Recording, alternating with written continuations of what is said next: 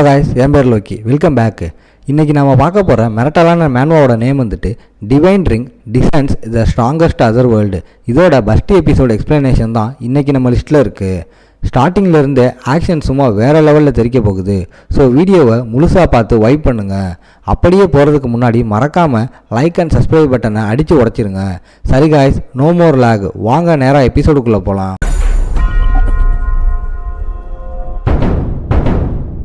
ஸ்டோரியோட ஸ்டார்டிங்லேயே நம்ம ஹீரோ சிஸ்டரோட மெடிசனுக்காக டஞ்சனில் மிச்சம் மீதி பொறுக்கிக்கிட்டு இருக்கான். அவனுக்கும் ஹீரோ ஆகணும்னு ஆசை, ஆனால் உடம்பு தான் வேஸ்ட்டு. ஒரு நாள் டஞ்சனில் ஒரு தரமான ரிங்கு கிடைக்கிது. அதை எடுக்க உள்ளே போகிறான். அதை விற்கலாம்னு தான் பிளான். ஆனால் கொண்டு போகிறதுக்கு ஈஸியாக இருக்கும்னு விரலில் மாட்டுறான். ஆனால் அந்த ரிங்கு அப்படியே நம்ம ஆள் விரல்லே லாக் ஆயிடுது. கல்யாணத்துக்கு அப்புறம் குண்டாகி ரிங்கு கலட்ட முடியாமல் போகுமே, அந்த மாதிரி ஒரு சீன். சோப்பு போட்டால் கூட வராது. சடன்லி ஒரு லைட் அடித்து வேறு வேர்ல்டுக்குள்ளே போயிட்டான். இப்போ பார்த்தா ஆர்க் கூட்டம் இருக்கிற ஒரு வேர்ல்டில் நிற்கிறான். இவன் ஒரு கைதி. டிவைன் பவரால் தண்டனை கொடுக்க போகிறாங்க. அங்கே ஒரு பிரம்மாண்டமான ஹேர்மர் இருக்குது. அதிலிருந்து சும்மா டமால் டுமில்னு இடி இறங்குது. அந்த பீஸ்ட் கிங்கோட ஆர்டரில் ஒரு துரோகி ஆர்க்கோட அப்படியே பாபிக்யூ ஆக்கிடுறாங்க. பாபிக்யூ நடக்குது. ஆனால் நம்ம ஆளை கூப்பிடவே இல்லை. அங்கே செம ஃபிகர் ஒன்று கைதியாக லைனில் நிற்கிது. ஆனால் இப்போ நம்ம ஜட்டி பையனோட டர்ன். வெளி உலகத்திலேருந்து யாருமே வராத அவங்க இடத்துக்குள்ளே வந்ததால் நம்ம ஹீரோவுக்கு தண்டனை. முதல்ல பஸ்டீடியை எப்படியோ டாச் பண்ணிடுறான். இதை பார்த்து ஓர் கூட்டமே ஷாக் ஆயிடுது. நம்ம ஜட்டி பையனுக்கு சாவ விருப்பம் இல்லை. ஆனால் அடுத்த இடி நேராக அவன் மேலே விழுது. இந்த டிவைன் லைட்னிங்கில் நம்ம ஆள் செத்து போகிறான். ஆனால் அந்த ரிங்கால் அவன் உடம்பு தானாக ரிப்பேர் ஆகி ஒரு அல்டிமேட் உடம்பாக மாறுது. அப்புறம் திரும்ப திரும்ப லைட்னிங் அடிக்குது. சிஸ்டம் அவன் உடம்பை இன்னும் பவராக மாற்றிக்கிட்டே இருக்கு. லைட்னிங் மறுபடியும் அடிக்குது. ஆனால் இப்போ 40% அல்டிமேட் பாடி ரெடி ஆயிருச்சு. இதோட டிவைன் ஐஸும் கிடைக்குது. நம்ம ஜட்டி பையன் நடக்க ஆரம்பிக்கிறான். ஏதோ ஒன்று அவனை கூப்பிடுற மாதிரி இருக்கு. அவன் நேராக அந்த டிவைன் ஹாமரை நோக்கி கெத்தாக நடந்து போகிறான். அவன் உடம்பு இன்னும் மசில் ஏறி 6 பேக்ஸ் எல்லாம் வந்து இன்வென்டரி அப்சல்யூட் டூப்ளிகேஷன் 2 புது ஸ்கில்ஸ் அன்லாக் ஆகுது. இது வரைக்கும் யாருமே அந்த டிவைன் கிங்கோட ஹேமர் கிட்ட போனதே இல்லை. இதை பார்த்து அந்த பீஸ்ட் கிங்குக்கே ஒரே ஷாக்கு. ஹேமரை தொட்டதும் நம்ம பையன் நீ தான் என்னை கூப்பிட்டியான்னு கேட்குறான். சடன்லி அந்த ஹேமர் மேலே தூக்க ஆரம்பிக்குது. அவன் உடம்பு இப்போ 100% கம்ப்ளீட் ஆகி செலக்ட் பண்ணப்பட்டவன்னு ஒரு ஸ்பெஷல் ஸ்டேட்டஸ் கிடைக்கிது. எல்லா பக்கமும் இடிமின்னல் தெரிக்க நம்ம பையன் அதை ஒத்த கையில் தூக்குறான் பாரு. டே தார், நீயாடாது. அந்த மலை மாதிரி இருந்த ஹேமர் இப்போ இவன் கைக்கு அடக்கமாக மாறிடுச்சு. நம்ம ஜட்டி பையன் இந்த ஐட்டத்தை நல்லா யூஸ் பண்ணுவான். இது ஒரு டிவைன் ஹேமர். ஆனால் நம்ம பையன் லெவல் 3 இருக்கிறதால அதோட பவர்ஸ் எல்லாம் லாக்கில் இருக்குது. இப்போ நம்ம ஹீரோவால் ஸ்டேட்டஸை பார்க்க முடியுது. இன்னும் பவராக ஃபீல் பண்ணுறான். அதுக்கு காரணம் அவன் லெவல் 3க்கு வந்துட்டான். அவன் இதெல்லாம் செக் பண்ணிக்கிட்டு இருக்கும்போது பின்னாடி ஒரு ஷேடோ ஸ்பீடாக வருது. அது ஒரு ஜெயண்ட் ஆர்க். டிவைன் ஹேமர் தொடாதுன்னு கத்துறான். அவன் தான் அந்த பீஸ்ட் ஆர்மியோட கமாண்டர். அப்போதான் நம்ம பையனுக்கு அவன்கிட்ட இருந்த டிவைன் ஐஸ் ஞாபகம் வருது. அதை ஒர்க் மேலே யூஸ் பண்ணுறான்.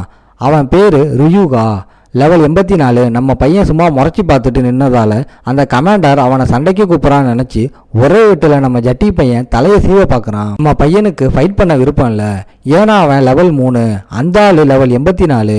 அந்த 81 லெவல் வித்தியாசம் செம அநியாயம் பாஸ். ஆனால் அந்த ஓவர் கமாண்டர் அதெல்லாம் கண்டுக்கவே இல்லை. அந்த வெட்டில் காற்றே 2ஆக பொழந்துருச்சு. ஆனால் நம்ம ஜட்டி பையன் அந்த அட்டாக்கை தடுத்து நிறுத்துறான். அது ஈஸி இல்லை. அடித்த ஸ்பீடில் அவன் கை நடுங்குது. அந்த ஓர்க்கு இது சும்மா லக்குன்னு சொல்கிறான். ஆனால் நம்ம ஆள் இது ஒரு தப்பான புரிதல், நான் சொல்கிறத கேளுன்னு சொல்கிறான். ஆனால் அந்த ஜெயண்ட் எதையும் கேட்குற மாதிரி தெரியல. பட்டாம்பூச்சியை தூக்குற மாதிரி நம்ம பையனை கழுத்தை பிடிச்சி தூக்குறான். கல்கு லோக்கியை போட்டு சாத்துற சீன் தான் வரப்போகுதுன்னு பார்த்தா மேலே காற்றுல தொங்கிட்டு இருக்கும்போது நம்ம ஹீரோவுக்கு ஒரு ஸ்கில் ஞாபகம் வருது. மற்றவங்களோட ஸ்கில்லை காப்பி அடிக்கிற ஸ்கில். அதுக்கு அவன் டார்கெட்டோட ஹார்ட்டுக்கு பக்கத்தில் தொடணும். உடனே அவன் குதிச்சு அந்த பெரிய ஆளோட நெஞ்சில் கை வைக்கிறான். ஒருவேளை அவன் அந்த ஓர்க்கோட நிப்பில் தொட்டதாலேயோ என்னன்னு தெரியல, சடன்லி ஒரு போஸ் கொடுக்குறான். நம்ம பையனுக்குள்ள ஸ்கில் வெள்ளமாக பாயுது. அதில் எந்த ஸ்கில் வேணும்னாலும் அவன் செலக்ட் பண்ணலாம். இந்த பக்கம் அந்த ஓர்க்குக்கு செம்மகாண்டு. அவனை 2ஆ பொழக்க துடிக்கிறான். அவசரத்தில் நம்ம பையன் ஹெவன் சேக்கர் ஸ்கில்லை செலக்ட் பண்ணுறான். ஏன்னா அது ஹேமருக்கு செட் ஆகும். அவன் ஃபுல் ஸ்பீடோட அந்த ஸ்கில்லை யூஸ் பண்ண வரான். அது தன்னோட ஸ்கில்னு தெரிஞ்சதும் அந்த ஒர்க் பக்குன்னு ஆகிடுறான். ஹேமர் வச்சிருக்கிறவனுக்கு எல்லா பிரச்சனையும் ஆணி மாதிரி தான் தெரியும். இப்போ ஆரம்பமாகுது நம்ம ஆளோட ஆட்டம். இதை பார்த்துக்கிட்டு இருந்த ஓர் கூட்டம்லாம் வாயை பிளந்து நிற்கிது. அந்த இடமே புகையா இருக்கு. புகை விலகினதும் பார்த்தா ஒன்றுமே ஆகலை. ஏன்னா நம்ம பையன் லெவல் 3 தான். அவன் வெப்பன் இன்னும் எந்த வேலையும் செய்யலை. ஸோ ஆமாம், இப்போ இந்த ஹேமர் துண்டை வச்சுக்கிட்டு நம்ம ஆளு காலி. அந்த ஆர்க் அவன் ஸ்வாட தூக்கிட்டு நேரா நம்ம ஹீரோ நோக்கி ஓடி வரான். நம்ம ஹீரோ என்னை விட்டுடு ப்ளீஸ்ன்னு சொல்றான். சடன்லி யாரோ சண்டையை நிறுத்த சொல்றாங்க. அந்த கூட்டத்தோட கிங்கே பேசினதால மொத்த பேரும் ஷாக் ஆகுறாங்க. அந்த இடத்துல ஒரு வெடி சத்தம் கேட்குது. பார்த்தா கிங் முட்டி போட்டிருக்காரு. எல்லாரும் ஷாக்கில் இருக்காங்க. கிங் சொல்றாரு, இவன் டிவைன் ஹேமரால தேர்ந்தெடுக்கப்பட்டவன்னு கூட சைனா இருக்கலாம்னு சொல்றாரு. நூற்றுக்கணக்கான வருஷத்துல இவன் தான் ஃபர்ஸ்ட் தடவையா இந்த சாதனையை பண்ணியிருக்கான். இவ்வளவு நாள் யாராலையும் தூக்க முடியாத ஹேமரை இந்த ஹியூமன் தூக்கியிருக்கான். இவன் தான் பீஸ்ட் மேனோட ஃபியூச்சரோட தலைவன்னா அவன் வளர்றதுக்கு நம்ம டைம் கொடுக்கணும். போர்க்கூட்டமெல்லாம் சண்டை போட ஆரம்பிக்குது.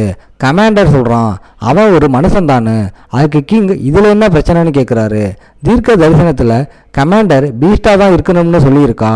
நம்ம இனத்துக்கான நம்பிக்கையை வந்தவனை நாம் ஒத்துக்கலாமான்னு கேட்குறாரு. இதில் அந்த கமாண்டருக்கு என்ன சொல்கிறதுன்னே தெரியல. கிங் நம்ம பையன் பேரை கேட்குறாரு. நம்ம ஹீரோ சியோசின்னு சொல்கிறான். கிங் சொல்கிறாரு, நீ இந்த இனத்தோட ஃபியூச்சரை உன் தோளில் சுமக்க ரெடியாக இருந்தா நான் உன்னை ரிலீஸ் பண்ணுறேன். ஆனால் நம்ம பையன் இன்னும் ரொம்ப வீக்காக இருக்கான். ஒரு வருஷத்துக்குள்ள அவன் பவரை இன்க்ரீஸ் பண்ணணும். அப்போதான் அவனுக்கு இந்த கூட்டத்தை வழிநடத்துகிற தகுதி இருக்கான்னு பார்ப்போம். ஒரு வருஷத்தில் அவன் திரும்பி வரலைன்னா இந்த மார்க்கை வச்சு அவன் எங்கே இருந்தாலும் தேடி கொன்னுடுவேன்னு சொல்கிறாரு. அப்போதான் மக்களும் திருப்தி ஆவாங்கன்னு சொல்கிறாரு. நம்ம பையன் என்ன நினைக்கிறான்னு கேட்குறாரு. இதை கேட்டதும் அந்த இன்னொரு பொண்ணு தன்னையும் ஏற்றுக்க சொல்லி கேட்குறா. அப்போதான் அவளுக்கு விடுதலை கிடைச்சி பவர் ஆகும்னு. சுச்சுவேஷனை பார்த்த நம்ம ஹீரோவுக்கு புரியுது. அவ தான் தனக்கு அப்புறம் பனிஷ்மெண்ட் வாங்க வேண்டியவள்னு. மேலே நம்ம ஹீரோ ஸ்கில்லை யூஸ் பண்ணி பார்க்குறான். அவள் லெவல் 72, உண்மையிலே ஒரு பவரான வாரியர். அவளை ஏன் குற்றவாளின்னு முத்திரை குத்திருக்காங்கன்னு தெரிஞ்சுக்க ஆசைப்படுறான். ஆனால் இப்போ அது முக்கியம் இல்லை. நம்ம ஹீரோவுக்கு தேங்க்ஸ் சொன்னதும் அவன் மனசுக்குள்ள இது ஒரு அதிசயம் தானே நினைக்கிறான். முதல்ல அவன் உயிரோட இருக்கணும், அப்போதான் தன்னோட உலகத்துக்கு திரும்ப முடியும். லீடரோட ஆஃபரை ஏற்றுக்கிட்டு அவனுக்கு ஒரு கண்டிஷன் இருக்குன்னு சொல்கிறான். அந்த பொண்ணையும் தன்னோட கூட்டிகிட்டு போகணும், ஏன்னா அவள் யூஸ் ஆவான்னு சொல்கிறான். அவளுக்கு ஒரு மாதிரி ஆயிடுது. நம்ம ஹீரோ மனசுக்குள்ள இப்போ கணக்கு சரியா போச்சுன்னு நினைக்கிறான். கொஞ்ச நேரம் கழிச்சு நம்ம ஹீரோ வேற ஒரு இடத்துல இருக்கான். எனக்கு கேட்ட வாய்ஸ் கண்டிப்பா அந்த ரிங்கில் இருந்து தான் வந்திருக்கணும்னு நினைக்கிறான். நம்ம ஹீரோ போகலை, ஆனால் இந்த ரிங்கால தான் அவனுக்கு எல்லா பவரும் கிடைச்சிச்சு.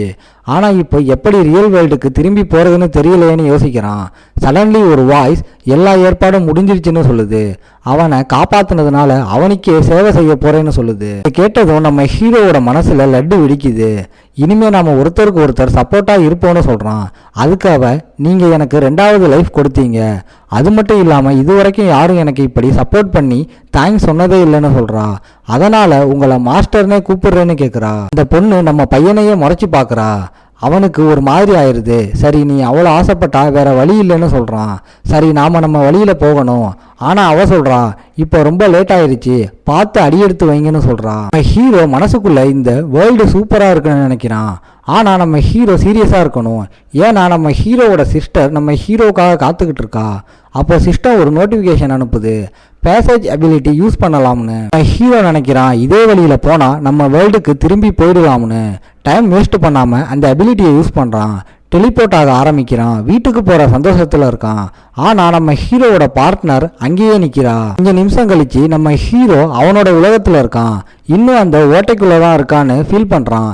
சிஸ்டம் விண்டோ ஓப்பன் பண்ணி பார்த்து நம்ம ஹீரோவுக்கு கிடைச்ச பவர்ஸ் எல்லாம் அப்படியே இருக்கிறத பார்த்து சந்தோஷப்படுறான். ஆனால் என்ன ஒரு ஆச்சரியம்னா, நம்ம ஹீரோ இன்னும் லெவல் 3ல் தான் இருக்கான். அதோட டிவைன் ஹேமரும் கூடவே இருக்கு. சிஸ்டம் சொல்லுது, ஸ்டேட்டஸ் 2 வேர்ல்டுக்கும் பொதுவானது. ஆனால் ஐட்டம்ஸ் அப்படி இல்லை. அதை யூஸ் பண்ணணும்னா அதை நம்ம ஹீரோவோட டிவைன் கான்சியஸ்னஸ் இன்வென்ட்ரியில் வைக்கணும். நம்ம ஹீரோ எல்லாத்தையும் யோசிச்சுட்டு இருக்கும்போது சடன்லி மற்ற குரூப் ஆளுங்க வராங்க. அந்த கேவ் மூட போகுது. இங்கே என்ன பண்ணிக்கிட்டு இருக்கேன்னு கேட்குறாங்க. நம்ம பையனுக்கு ஒன்றுமே புரியலை. நீங்கள் ஏன் இன்னும் இங்கே இருக்கீங்க, நான் வெளியில் வந்து பல மணி நேரம் ஆச்சேன்னு கேட்குறான். ஏதோ சரியில்லைன்னு தோணுது. நம்ம ஹீரோ அந்த வேர்ல்டில் குறைஞ்சது 5 மணி நேரம் இருந்தான். ஆனால் அந்த பையன் சொல்கிறான், நீ இவ்வளவு நேரம் இங்கே தான் இருந்த, சீக்கிரம் கிளம்பணும்னு. எழுந்திரிச்சு போகும்போது நம்ம ஹீரோ நினைக்கிறான், ஒருவேளை நான் வேற வேர்ல்டில் இருந்தப்போ இங்கே டைம் ஃப்ரீஸ் ஆகிடுச்சோன்னு. இது ஏதோ மாங்கா கதையிலிருந்து வெளியே வந்த மாதிரி இருக்கு. சரி, அப்போ அந்த வேர்ல்டு இப்போ ஃப்ரீஸில் இருக்குமோ? அந்த ரிங்கோட உண்மையான ஓனர் யாருன்னு தெரிஞ்சுக்க ஆசைப்படுறான். நம்ம ஹீரோ ஒரு வழியாக அந்த ஓட்டையை விட்டு வெளியே வரான். சந்தோஷமா நாளைக்கு தான் அந்த அவைக்கனிங் டெஸ்டானு கேட்குறான். இதோட இந்த எபிசோடு ஓகே காய்ஸ், இன்னைக்கு ஸ்டோரி எப்படி இருந்துச்சுன்னு கமெண்ட்ல சொல்லுங்க. இந்த வீடியோ பிடிச்சிருந்தா மறக்காம லைக், ஷேர் அண்ட் சப்ஸ்கிரைப் பண்ணிருங்க. உங்களை நான் அடுத்த எபிசோடில் பார்க்குறேன். Bye guys.